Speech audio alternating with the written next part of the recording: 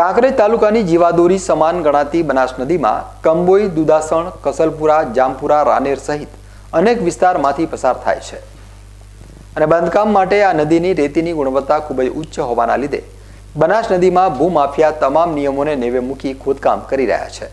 ત્યારે મંગળવારે સાંજે કાંકરેજ તાલુકાના અરણીવાડા મુડેઠા રોડ ઉપર પાલનપુર ખાણ ખનીજની ટીમ દ્વારા ચેકિંગ હાથ ધરવામાં આવ્યું હતું।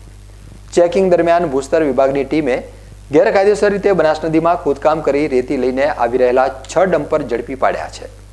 ભૂસ્તર વિભાગ દ્વારા ઝડપી પાડવામાં આવેલા ડમ્પરના ચાલકો પાસે રોયલ્ટી પાસ ન હોવાના પગલે ભૂસ્તર વિભાગે આ તમામ ડમ્પર સામે દંડકીય કાર્યવાહી કરવામાં આવી છે।